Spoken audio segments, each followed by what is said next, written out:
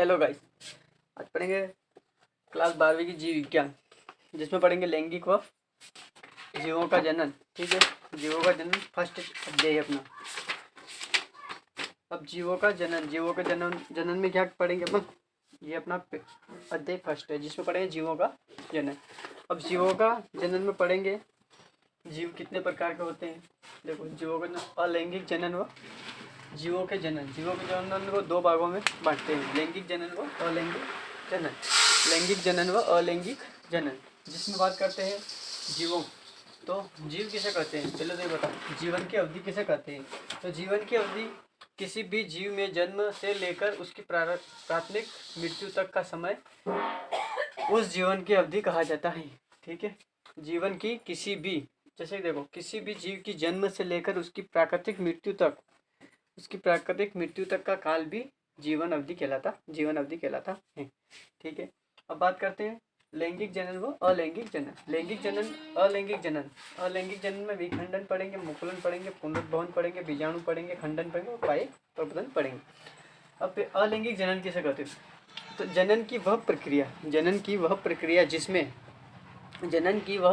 जिसमें जीव अपने समान संतान उत्पन्न करता है, उसे ही जनन कहा जाता है। ठीक है, जैसे कि एक पेड़ है, ये देखो, ठीक है, ये चुन्नू है, ठीक है, और ये मुन्नी है, ठीक है, ये मुन्नी है, ठीक है। इन दोनों के मिलन से पैदा हुआ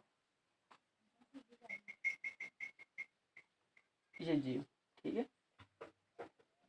तो इसे ही क्या कहते हैं? जनन कहा जाता है। ठीक है, देखो, जनन की परिभाषा याद करने का तरीका बताऊँ मैं आपको। ठीक है, देखो, वह जनन की वह प्रक्रिया जिसमें जीव अपने समान संतान उत्पन्न करते हैं, उसे ही अलैंगिक जनन कहा जाता है। ठीक है, इन दोनों मिले फिर एक संतान पैदा हुई, उसी को जनन कहते हैं। फिर पढ़ते हैं अलैंगिक जनन। दो विपरीत जीव नर व मादा अपने नर या मादा मानव का उत्पादन करते हैं। ठीक है, या मानव का उत्पन्न करते हैं। ठीक है, ये जो बताया था मैंने चुन्नू मुन्नू वाला, इसी में से। अब बात करते हैं अलैंगिक जनन में द्विखंडन को दो भागों में बांटते हैं, द्विखंडन और बहुखंडन। देखो, द्विखंडन मतलब कि ये खंडन हो अपना एक, ठीक है। अब इस एक का यहाँ से टूटेगा है, ठीक है, तो एक और एक दो, तो यहाँ पे जाकर दो बन जाएगा, तो उसे द्विखंडन कहा जाता है। जबकि बहुखंडन में होता है बहुत सारे, ठीक है, बहुत सारों का एक होना, ये एक है, ठीक है, एक है, उसका बहुत सारे टुकड़ों में टूटना, उसे ही बहुखंडन कहा जाता है। जैसे कि अपना एक था, ठीक है, तो इसका ये टूटा यहाँ पे, ठीक है, टूटने के बाद ये बन गया, तो इसे बहुखंडन कहा जाता है। तो द्विखंडन, देखो, विखंडन की परिभाषा पूछे तो वह खंडन जिसका अनेक भागों में टूटना ही विखंडन कहलाता है। बाद में मुकुलन की परिभाषा पूछे तो एक खंडन जिसमें उसी से उत्पन्न होकर अलग अलग भागों में बढ़ जाना ही मुकुलन कहलाता है। देखो, बीजाणु द्वारा उत्पन्न होता है, बीजाणु ये अपना अमीबा है, ठीक है। अब ये अमीबा को 3 परत बना ली, क्योंकि बीजाणु को नष्ट करेगा तो अलग करेगा, तो ये यहाँ पे इसने बीजाणु अपने हिसाब से अलग बनाया गया है, ठीक है, अमीबा, ठीक। और खंडन द्वारा, देखो, खंडन किसे कहते हैं?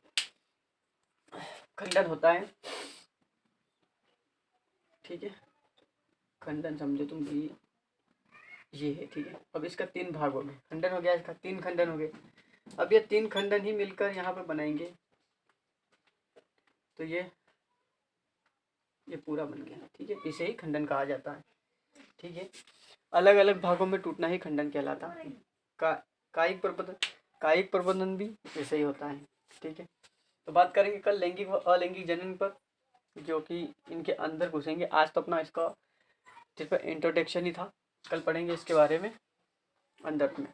ठीक है, तो जिस भाई का एग्ज़ाम है 12th लेवल का, ठीक है, अभी बोर्ड एग्ज़ाम आने वाला है, तो उसे अपनी लाइव क्लास के बारे में ज़रूर बताएं, और चैनल को उसके दोस्तों तक सब्सक्राइब, लाइक एंड शेयर करने को भी ज़रूरत, ये आपकी जिम्मेदारी है। ठीक है, कल पढ़ेंगे फिर अपन लैंगिक जनन में विखंडन क्या होता है, मुकुलन, पुनरुद्भवन, बीजाणु खंडन, कायिक, इनके बारे में पढ़ेंगे। तो जय हिंद, चलते हैं नेक्स्ट क्लास पे कल।